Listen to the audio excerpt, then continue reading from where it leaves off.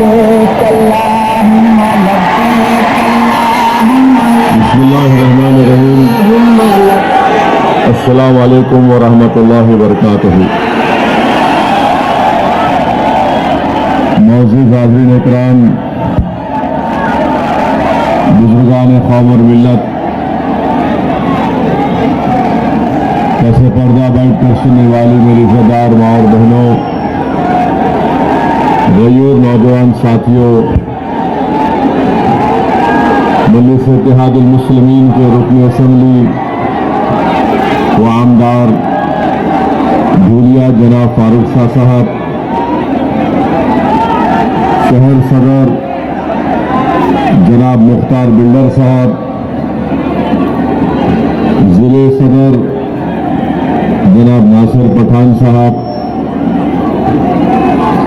अजीज़ान मिल्लत, बुजुर्गान कौम और मिल्लत, उलमा इकराम, मेरे नौजवान साथियों, आप जानते हैं कि 5 साल पहले पिछले विधानसभा के चुनाव में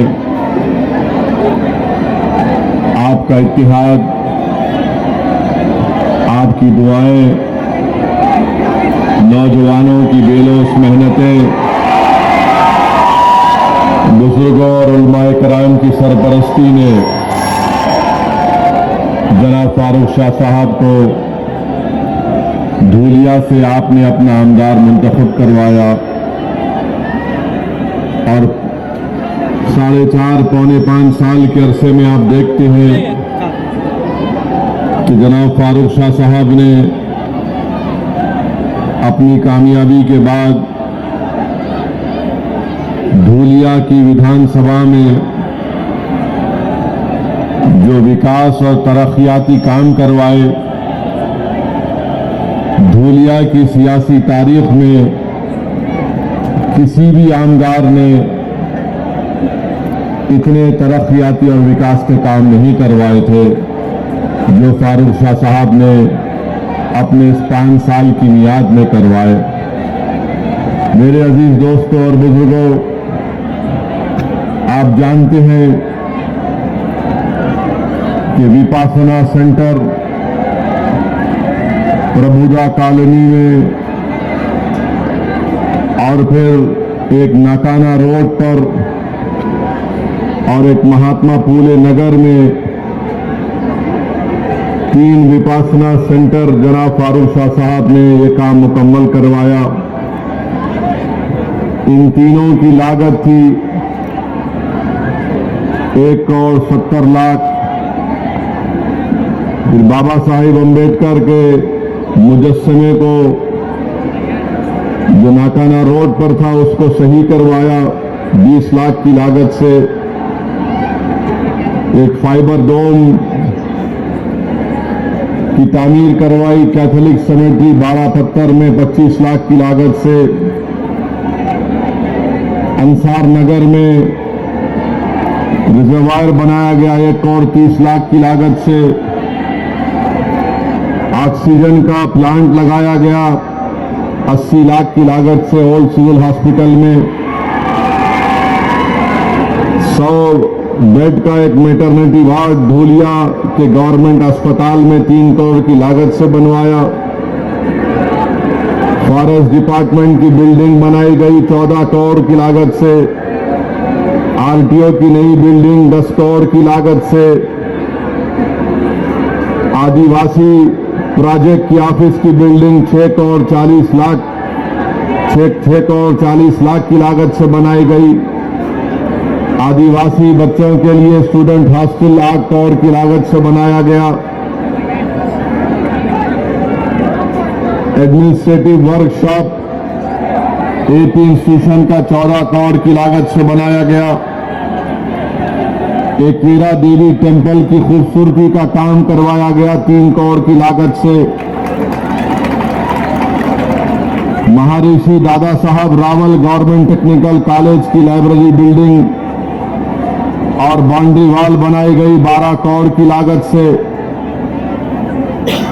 फिर श्री भाऊ साहब मेडिकल कॉलेज के रेजिडेंट ऑफिसर का घर बनाया गया 12 करोड़ की लागत से।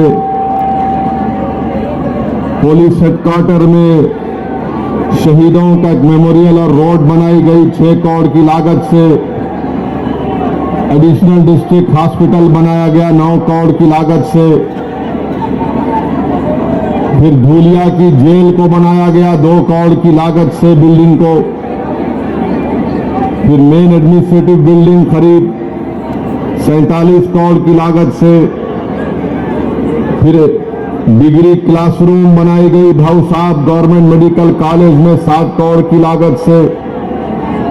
मेडिकल कॉलेज में लाइब्रेरी बनाया गया, पानी की टांकी बनाई गई और पोस्टमार्टम करने की बिल्डिंग खरीद 15 करोड़ 30 लाख की लागत से। फायर स्टेशन MIDC धूलिया में बनाया गया 16 करोड़ की लागत से। पानी की सप्लाई MIDC धूलिया में 37 करोड़ की लागत से काम मुकम्मल हुआ। अक़लियतों के इलाकों में कब्रिस्तान जो की दीवार मुगलई कब्रिस्तान है उसको बनाया गया। फिर अंसार नगर का रिजर्वायर बनाया गया। एम्यूजमेंट पार्क सर्वे नंबर 436 में 5 करोड़ की लागत से बनाया गया। बड़ा मोमिन कब्रिस्तान की दीवार बनाई गई 50 लाख की लागत से, 1 करोड़ की लागत से।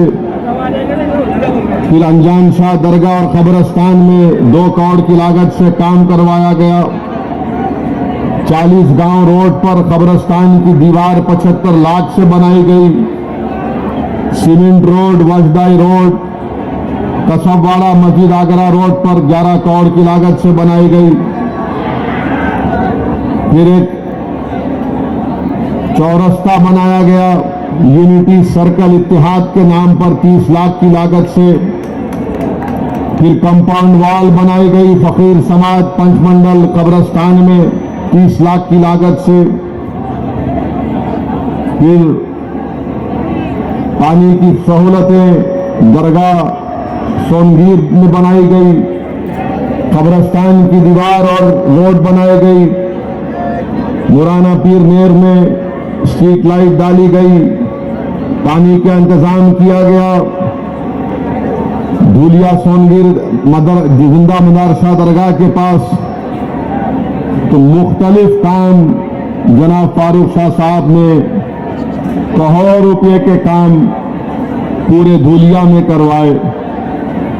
अब आपके सामने ये है कि एक शख्स को जो धूलिया की आवाम ने अपना आमदार बनाया, आपके सामने बीजेपी का उम्मीदवार है, आपके सामने उद्धव ठाकरे का उम्मीदवार है और आपके सामने एक और उम्मीदवार है जिसका काम सिर्फ आपके इत्तेहाद को कमजोर करना है। मैं जानना चाहता हूं और मुझे यकीन है कि धूलिया की आवाम जो 5 साल में फारूक शाह ने डेवलपमेंट के काम कर मुझे कोई बता रहे थे कि वो ये पुकार पुकार कर कह रहा है कि मैं मस्जिदों को ऐसा कर दूंगा। वो पुकार कर कह रहा है कि मुझे इनके वोट की जरूरत नहीं है। क्या क्या अनाप शनाप बीजेपी का कैंडिडेट बक रहा है। फिर उसके बाद आप देखें कि शिवसेना उद्धव ठाकरे का कैंडिडेट है। माशाल्लाह वो किसी एक जगह टिकने वाले नहीं हैं।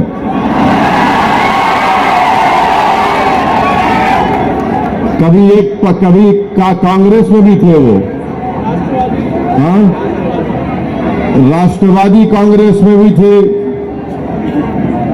फिर बीजेपी में भी गए। अब उनको नजर आया कि उद्धव ठाकरे को पकड़ लूंगा, वहां पकड़ लिए। ये पहले भी 3 मरतबा 2 मरतबा के MLA थे। मैं बीजेपी और उद्धव ठाकरे की पार्टी के कैंडिडेट से हम जानना चाहते हैं कि तुम सिर्फ मुसलमानों से, सेकुलरिज्म से नफरत करते हो। बताओ धूलिया के लिए तुम्हारा क्या प्रोग्राम है? तुम धूलिया में क्या करना चाहते हो?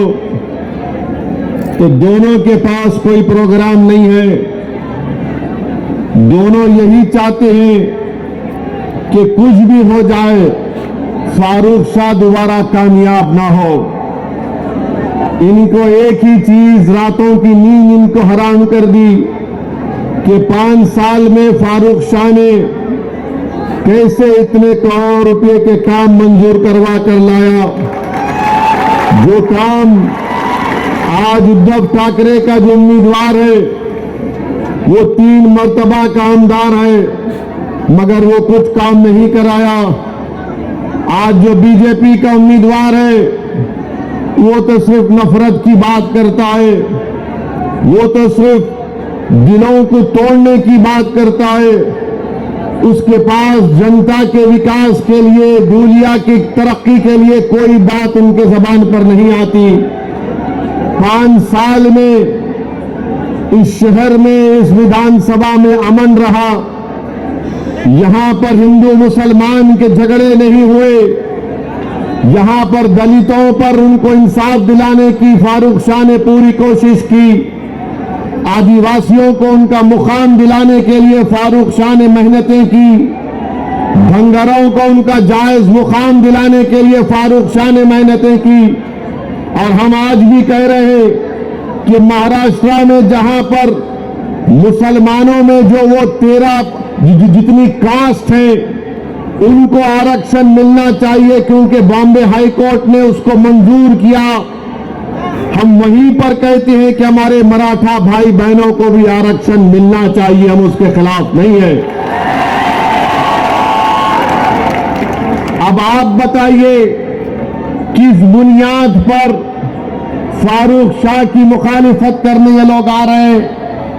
मैं आपको बताना चाहूंगा मेरे अजीज दोस्तों और बुजुर्गों, फारूक शाह ने सिर्फ मुसलमानों का काम नहीं किया, फारूक शाह ने मुसलमानों का काम किया, हिंदू भाई बहनों का भी काम किया, दलितों का भी काम किया, हमारे बौद्ध मजहब के मानने वालों का काम किया, कोली बरादरी का काम किया, धंगर बरादरी का काम किया।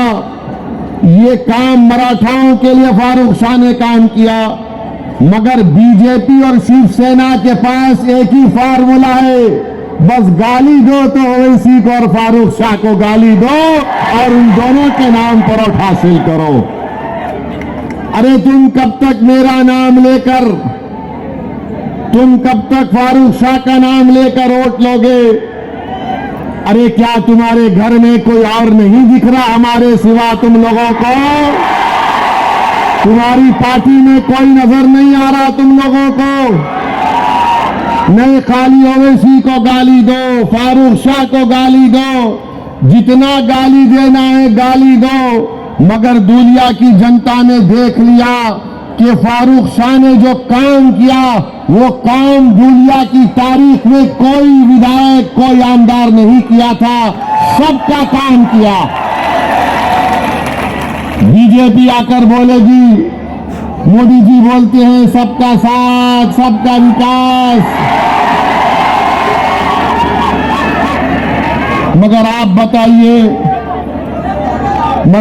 बताइए, मैं पूछना चाहता हूं यहां के मुख्यमंत्री शिंदे से, फडणवीस से, ये हमको बताइए कि महाराष्ट्र से ये ड्राई पार्क का प्रोजेक्ट जो 3000 करोड़ का था वो गुजरात क्यों चला गया? बताओ शिंदे साहब, ये ड्राई पार्क का प्रोजेक्ट 3000 का कैसे गुजरात चला गया? बताओ मोदी जी, जो महाराष्ट्र को आकर अब चुनाव में शुरू कर देंगे लंबा लंबा फेंकना।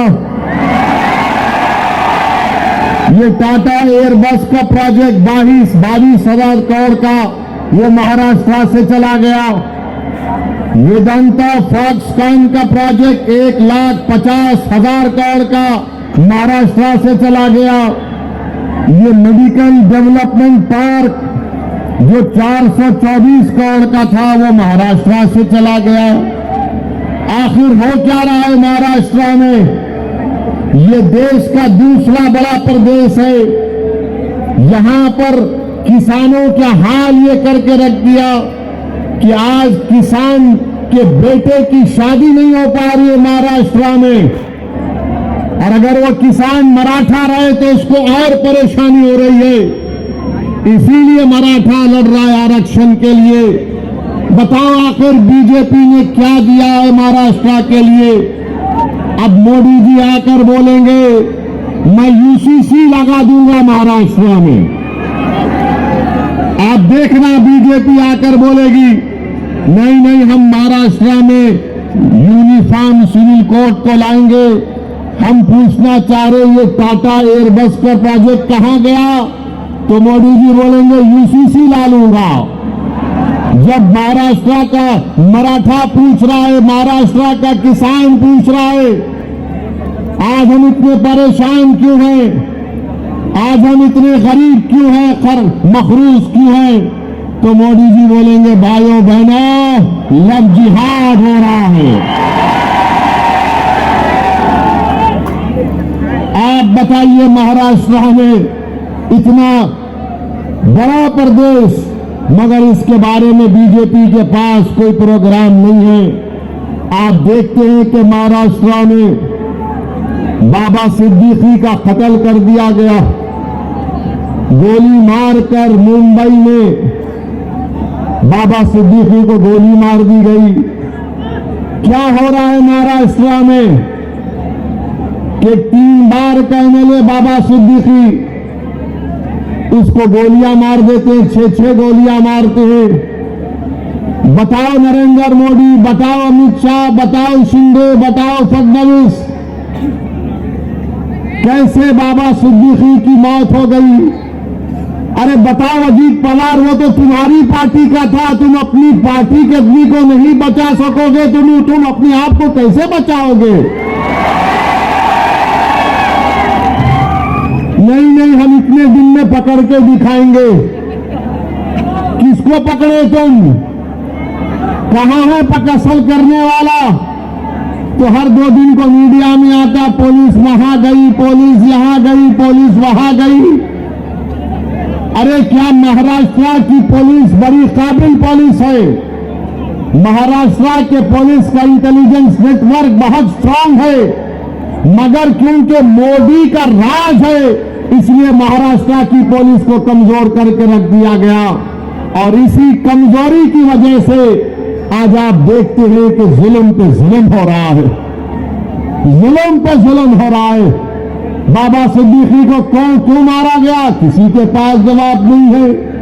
कोई बोलता है कोई जेल में बैठा है उसने मार दिया, कोई बोलता है नहीं वो फुला झगड़ा था उसने मार दिया।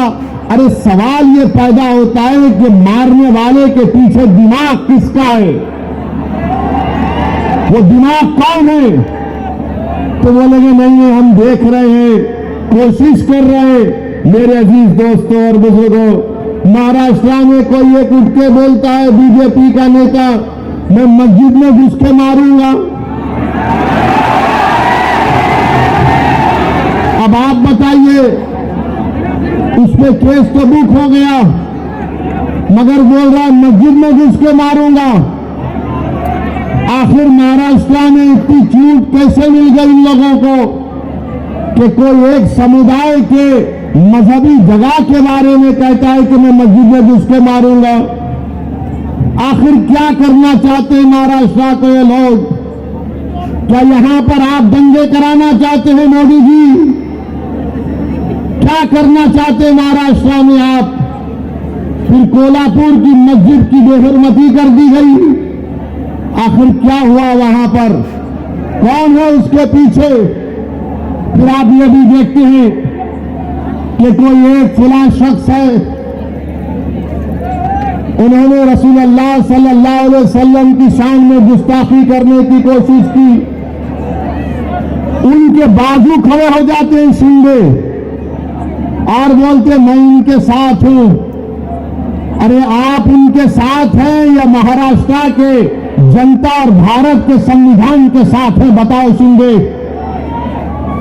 कोई खड़े होकर अनाप शनाप बकता है, कानून उसके ताल्लुक से कहता है कि किसी को भी इजाजत नहीं है कि वो किसी मजहब के बारे में अनाप शनाप बके। और सारी दुनिया जानती है कि इस्लाम के मानने वालों के लिए प्रॉफेट मोहम्मद सल्लल्लाहु अलैहि वसल्लम हमारे जिस्म से अगर पूरा खून भी निकल जाए तो हमारे लिए कम है। वो है हमारे लिए प्रॉफेट मोहम्मद सल्लल्लाहु अलैहि वसल्लम। मगर कोई एक्शन नहीं लिए, खाली एक रस्मी केस बुक कर दिए और बोले नहीं केस बुक हो गया। जो मजलिस को बी टीम बोलते, कोल्हापुर का एमपी उनकी बहू ने विड्रा कर लिया, शिंदे को नमस्ते कर लिया। अब बी टीम कौन हुए बताओ? अब बी टीम कौन हुए बताओ आप? जिस शख्स ने रसूलुल्लाह सल्लल्लाहु अलैहि वसल्लम के खिलाफ अनाप शनाप बका, पूरे महाराष्ट्र में पूरे बड़े बड़े लोग थे ना जो अपने आप को सेक्युलर बोलते हैं, जो अपने आप को मसीहा मानते हैं, जो कहते हैं कि हम है ना तुम्हारे लिए, तुम क्यों डर रहे? मगर किसने एहतजाज बुलंद किया? कोई पार्टी आगे नहीं आई। अगर कोई आगे आया तो इम्तियाज जलील आगे आया। इम्तियाज जलील ने कहा कि हम जुलूस निकालेंगे, हम औरंगाबाद से बंबई जाएंगे। तो ये जो हमारे ऑटो को तोड़ने वाले लोग हैं, जो पीछे से भी वार नहीं करते, जो सिर्फ साजिश करते हैं, वो बोले नहीं नहीं कुछ नहीं होगा, ये ऐसा ही बयान दे दिया, कुछ नहीं होगा, कोई नहीं आएगा, कहां से कोई गाड़ी लाकर आएगा? अरे ये तो मजलिस ने एक शोषा छोड़ दिया, कुछ नहीं होगा। लोग हमको भी फोन करके बोलते थे। मैंने उन नौजवानों से कहा कि जब तारीख का ऐलान हो चुका है, अब हम वापिस नहीं जाने वाले हैं। तो पुलिस वाले बोले नहीं नहीं आप बंबई चले जाओ, क्योंकि हम एक धुलिया के शाह से तंग है। अगर आप भारत के होम मिनिस्टर शाह को तंग करेंगे तो हमको तंग कर देगा वो। तो हमने कहा कि दुनिया का शाह है और शाह रहेगा इंशाअल्लाह ताला। मगर अमित शाह अब महाराष्ट्र में आके चीखा मार मार के बोलेंगे, ऐसा उंगली उठा के, ऐसा उंगली उठाते। मगर जुलूस गया। मैं सलाम करता हूं आप तमाम को कि 15,000 से ज्यादा गाड़ियां थी, हम तमाम निकले और महाराष्ट्र की तारीख में आपने एक नई तारीख रकम करवाई। जो लोग मजलिस के बारे में बोलते थे ये रोड पे निकलेंगे तो दंगा होगा, औरंगाबाद से 15,000 गाड़ियों का काफिला गया, मुंबई थाने के पास भिवंडी के पास रोका गया, वहां के कलेक्टर को नुमाइंदगी दी गई। नौजवान बड़े जज्बात में थे और इम्तियाज जलील से कह रहे थे चलो मुंबई चलो।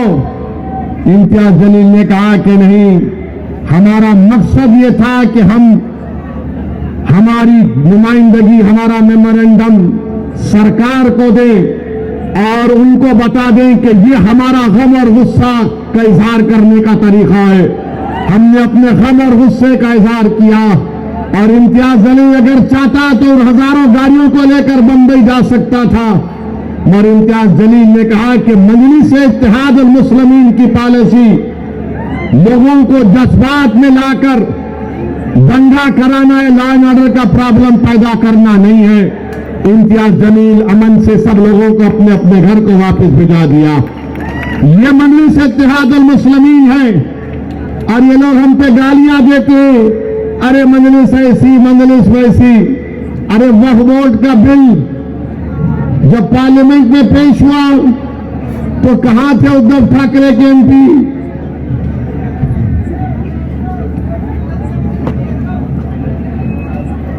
मेरे भाई, जब वक्फ को खत्म करने का बिल पार्लियामेंट में पेश हुआ, उद्धव ठाकरे के एमपी तो नहीं थे। पार्लियामेंट का रिकॉर्ड निकाल कर देख लो और पूछो ये कैंडिडेट से, ये जो उद्धव ठाकरे का कैंडिडेट है इससे पूछो, ये वक्फ का बिल जो पार्लियामेंट में लाया गया इसके बारे में तुम्हारी राय क्या है? वो बोलेगा नहीं बहुत अच्छा है, छीन लेना चाहिए। ये बीजेपी के उम्मीदवार से पूछो आप, तेरी राय क्या है? वो बोलेगा बहुत अच्छा है, छीन लेना चाहिए। यानी दोनों की राय एक ही है। मुझे कोई बता रहे थे कि उद्धव ठाकरे का जो कैंडिडेट है, जब आरएसएस के मोहन भागवत उनके घर पे गए थे, मोहन भागवत उद्धव ठाकरे के कैंडिडेट के घर पे जाके चाय नहीं बल्कि अच्छा खासा बैठकर आए। अब आप बताइए, हमको इल्जाम लगाते हम बी टीम है। ये बीजेपी के उम्मीदवार साहब हैं, अभी चुनाव लड़ रहे हैं, एक से एक बात करते हैं, अनाप शनाप बकते हैं। मकसद क्या है कि इलेक्शन को हिंदू मुस्लिम बना दो, दुनिया की गरीब जनता की बात ना हो, मराठा रिजर्वेशन पे बात ना हो। तुमने धनगरों को जो धोखा दिया एसटी में डालकर, चुनाव के बाद देखना वो कोर्ट स्टे लगा देगी उस पर। इन दोनों का मकसद एक ही है कि हिंदू मुस्लिम का इलेक्शन करा दो, उसके बाद देखा जाएगा। मुझे यकीन है कि यहां की जनता ना बीजेपी को इसमें कामयाब होने देगी, ना उद्धव ठाकरे के कैंडिडेट को इसमें कामयाब होने देगी। चुनाव होगा तो ये काम फारूक शाह ने किया, बताओ तुम क्या करना चाहते हो? हमने ये काम किया, बताओ तुमने 3 बार तुम विधायक बने, तुमने क्या किया? और मुझे बता रहे थे कि उद्धव ठाकरे के कैंडिडेट कैसे बात करते, फारूक साहब ने बड़ा अच्छे तरीके से दिखा दिया। अरे आप अंदाजा लगाइए, कोल्हापुर की मस्जिद में जब बेहरमती की गई तो यहां से निकलकर आमदार साहब फारूक शाह साहब वहां पर गए और फिर यहां पर धूलिया में पुरअमन बंद का भी एहतजाज किया गया था। मेरे अजीज दोस्तों और बुजुर्गों, मैं आपको बताना चाह रहा हूं कि महाराष्ट्र की विधानसभा में हर समुदाय का एक विधायक आमदार है, मराठाओं के भी आमदार है, अपर कास्ट के भी आमदार है, हर समाज का एक आमदार है। जितनी उनकी आबादी उतना उनका हिस्सा है। मगर महाराष्ट्र की विधानसभा में अगर एक समुदाय है जिसकी आबादी के मुताबिक उनका आमदार नहीं है तो वो मुसलमान बिरादरी। आपको मालूम कि 1990 में 10% मुसलमान महाराष्ट्र की विधानसभा में जीत कर जाते थे। आज 2019 में सिर्फ 5% जीत कर गए। इसका जिम्मेदार कौन है बताओ? इसका जिम्मेदार वो लोग हैं जो सिर्फ हमारा वोट लेते हैं और फिर हमको भूल जाते हैं। मैं आपको धूलिया की जनता को, इन नौजवानों को, बुजुर्गों को एक पैगाम देने आया हूं कि इम्तियाज जलील 15 साल के बाद 2019 में मेंबर ऑफ पार्लियामेंट बना, खासदार बना। 2024 का चुनाव आया तो सब के सब एक हो गए। मोहब्बत की दुकान, नफरत की दुकान, तमाम दुकानदार एक हो गए और सबने कहा कि हमने एक मुसलमान को टिकट नहीं दिया, ना मोदी ने दिया, ना उद्धव ने दिया, ना चाचा ने दिया, ना फुला ने दिया। सबकी एक ही ख्वाहिश थी कि कुछ भी हो जाओ महाराष्ट्र से, महाराष्ट्र के 11% मुसलमान का एक एमपी औरंगाबाद से जीतकर पार्लियामेंट में ना जाए, वो अपनी साजिश में कामयाब हो गए। इम्तियाज जलील को उन्होंने हरा दिया। मगर मैं सलाम करता हूं इम्तियाज जलील को, वो हार गया मगर वो मायूस नहीं हुआ। महाराष्ट्र की तारीख में कोई एमपी का इलेक्शन हारने के बाद भी जब नामू से रिसालत का मसला आया तो इम्तियाज जलील ने कहा कि सब्ज गुंबद के मकी की गुलामी का हक अदा करने के लिए एमपी बनना जरूरी नहीं है, गुलामी का हक अदा करना पड़ेगा, मैं गुलामी का हक अदा करूंगा। मगर मैं आपको बाखबर कर रहा हूं, मैं आपको बता रहा हूं, वही साजिश धूलिया में करने जा रहे। जिस तरह इम्तियाज जलील को हराया गया पार्लियामेंट के इलेक्शन में, उसी तरह की साजिश धूलिया में करना चाहते हैं और यही चाहते हैं कि फारूक ना बने। मगर मुझे यकीन है कि धूलिया के हमारे हिंदू भाई, बंगर भाई, दलित भाई, आदिवासी भाई, मराठा समाज के लोग बीजेपी और आरएसएस और उद्धव ठाकरे को इस साजिश में कामयाब होने नहीं देंगे इंशाअल्लाह ताला। क्या आप इनको कामयाब होने देंगे? क्या आप इनको कामयाब होने देंगे? जिस तरह इम्तियाज जलील के खिलाफ साजिश की गई थी पार्लियामेंट में, क्या आप इनको हराएंगे या आप उनको कामयाब करेंगे? आप उनको नाकाम करेंगे? कितने लोग उनको नाकाम करेंगे? हाथ उठाओ। बिल्डिंग पर भी खड़े हुए लोग हाथ उठाओ। आप 20 तारीख को उनको हराएंगे, फारूक शाह को कामयाब करेंगे, आप नफरत का खात्मा करेंगे, आप धूलिया को कामयाब करेंगे, तो फारूक शाह की कामयाबी धूलिया की कामयाबी होगी इंशाअल्लाह ताला। और याद रखो नौजवानों,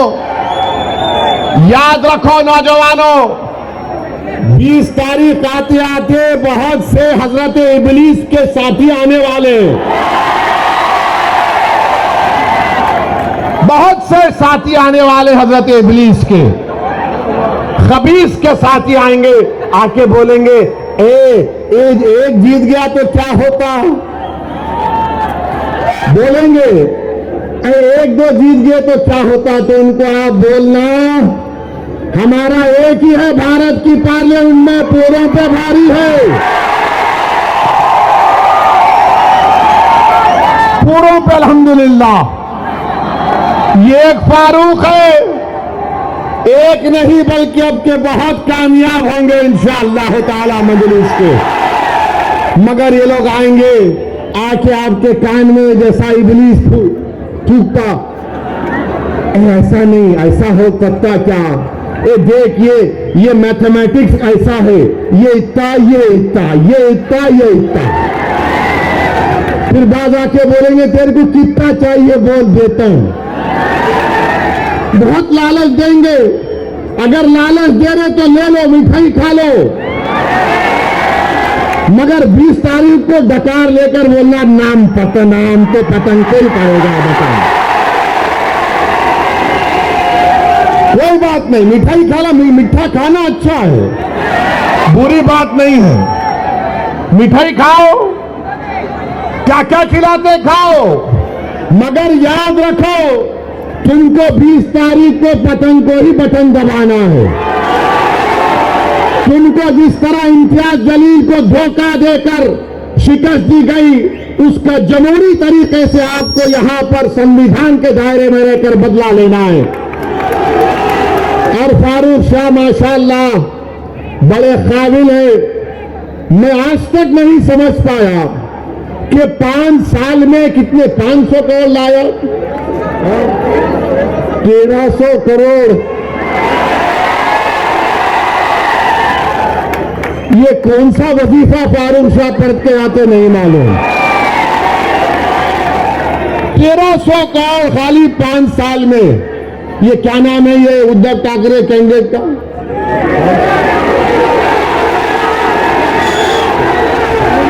हाँ, अरे अरे गोटे साहब, ये तीन बार कहेंगे, तुम 3 बार के आमदार हो, तुम 13 करोड़ का काम नहीं कर रहे यहां पर।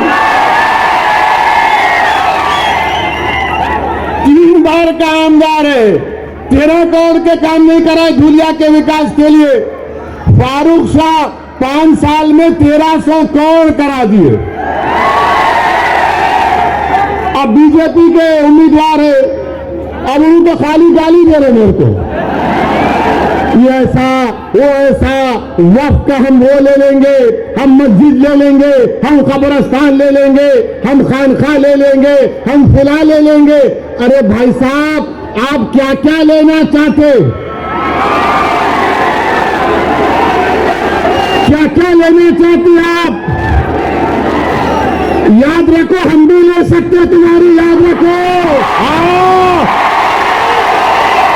20 तारीख को हम लेंगे, क्या लेंगे वो तुमको मालूम। 20 तारीख को हम लेंगे, क्या लेंगे? धुलिया की सीट फारूक शाह के लिए लेंगे इंशाअल्लाह ताला। अरे कोई बात है, मैं बीजेपी का, मैं ये ले लूंगा, मैं वो ले लूंगा। अरे आप क्या बादशाह सलामत है, उंगली रखते कि मेरी हो जाती। अब वक्फ बिल का बोल रहे हम मस्जिद ले लेंगे। मेरे को पार्लियामेंट में बीजेपी के एमपी मिले गलती से, वक्फ बिल के बारे में मेरे को बोले ओवैसी। मैंने पूछा, बोलो प्यारे, बोले क्या तुम वक्फ बिल के बारे में इतना बोलते? अरे यार, तुम जाके खेत में नमाज पढ़ते, वो तुम्हारी वक्फ हो जाती। तुम बैठ के कुरान पढ़ते, वो जगह तुम्हारी वक्फ हो जाती। मैंने बोला तुमको गलत है। तीसरा भी एक है, बोले क्या? मैं पार्लियामेंट में भी कभी कभी नमाज पढ़ लूं तो मेरी हो जाती क्या? कोई बात है? कोई बात है? बोलो आप। भाई, उर्दू की एक कहावत है, दखनी कहावत है कि मामू की दुकान पे नाना की फातिहा बोलते ना। अरे जब तक मेरी प्रॉपर्टी नहीं रही, मैं वक्फ कैसे करूंगा? मगर मोदी जी एक फैला दिए, पूरे वक्फ करो, सब करो, सब। नहीं, भारत सरकार में इंडियन आर्मी के बाद सबसे ज्यादा जायदादें वक्फ बोर्ड के पास है। मोदी जी, आप एक काम करना मेरा, और ये जो बीजेपी के कैंडिडेट्स को भी बोल रहा हूं मैं, मुंबई में एक बहुत दुनिया के अमीर तरीन आदमी का बहुत लंबा घर है, बहुत बड़ा घर है ना, वो वक्फ का दिला देना हमको। कोई नहीं बोलेंगे, नहीं, उसके बारे में नहीं बोले। अरे क्यों नहीं बोलते? वो यतीम खाने के ऊपर, जो दुनिया का अमीर तरीन आदमी है, यतीम खाने के ऊपर अपना घर बना लिया। मोदी जी, आप यतीम खाने के घर में, उस शख्स के घर में शादी की मुबारकबाद देने गए। मोदी जी, क्या आपको तकलीफ नहीं हुई? यतीमों के जगह पर जिसने अपना घर बना लिया, आप वहां पर चले गए। जो यतीम खाना था आगा खानी लोगों का, वहां पर उसने अपना महल तामीर कर लिया। और यहां पर बीजेपी के कैंडिडेट बोल रहे, मैं ये ले लूंगा, मैं वो ले लूंगा। अरे बाबू, तू क्या क्या लेगा बता दे। एयरपोर्ट तेरा, माने इनका माने दे दिए, पोर्ट तेरा, रोड तेरी, सब तेरी। अब तो ऐसा लग रहा है कि बीजेपी वाले बोलेंगे, बेटा तेरे को सांस लेना है तो टैक्स दे दे। नफरत, सिर्फ नफरत इनके पास, और कुछ भी नहीं है। दिखाने के लिए कुछ भी नहीं है बीजेपी के पास। नौजवान परेशान है, रोजगार नहीं है, तो नौजवानों को बोल दिए तुम लव जिहाद पे लग जाओ। नौजवान भूखा है तो बोले तू गाय की रक्षा के लिए तू कुछ भी कर ले। मैं पूछना चाह रहा हूं, 10 साल में बीजेपी ने देश को क्या दिया? इस देश के गरीब नौजवानों को क्या दिया? इस देश के किसानों को क्या दिया? कुछ भी नहीं दिया। क्या दिया? नफरत करो मुसलमानों से, नफरत करो, डर दिखाओ मुसलमानों का, मुस्लिम अकलियत का। अरे संविधान में तो सब बराबर है नरेंद्र मोदी, मगर आप नफरत पैदा करके महाराष्ट्र में वोट हासिल करना चाहते हैं। दिखाने के लिए कुछ भी नहीं है, कुछ भी नहीं है दिखाने के लिए। और मेरे अजीज दोस्तों और बुजुर्गों, मैं आपको आखिर में एक बात बोलना चाहूंगा कि धूलिया का जो पार्लियामेंट इलेक्शन हुआ था, धूलिया का जो पार्लियामेंट इलेक्शन हुआ था, आपने किसको वोट दिया था भाई? तारी को वोट दिया था ना, आपने दिया था ना? शर्माना नहीं, दिए तो टीना मार के बोलना दिए थे ना। उन्होंने कैसा जीते, कैसा जीते उन्होंने? किसकी अच्छा? फिर ऐसा पूछते, किसकी वोट की वजह से जीते? किसकी वोट की वजह से जीते? अरे नाम लेके बोलो, किसकी वोट की वजह जीते? मुसलमान के। अब आप क्या करेंगे ये विधानसभा के चुनाव में? किसको वोट देंगे? किसको वोट देंगे? क्या किसको वोट देंगे? कौन से निशान पे बटन दबाएंगे? कौन से निशान पे बटन दबाएंगे? डरेंगे तो नहीं, हिम्मत तो नहीं हारेंगे, कोई मोदी से नहीं डरेंगे, कहीं डर जाएंगे तो नहीं ठाकरे से। किससे डरेंगे फिर? किससे डरोगे? हिम्मत बुलंद रखोगे। 20 तारीख को बटन दबेगा बटन पर, बटन दबेगा बटन पर। अभी आधी बात बोला, 17 को फिर आरो तंग करने इसको। अभी खत्म नहीं हुआ। हाँ? इनको बोले, उनका बेटा बोला फारूक शाह को बाजू खड़ा करो। इन्हें बहुत ज्यादा ही खड़े हो गए। इन्हें 5 साल में इतना काम कराए कि वो बेचारे दोनों उद्धव ठाकरे का और बीजेपी का सोच रहे अब क्या जवाब देंगे।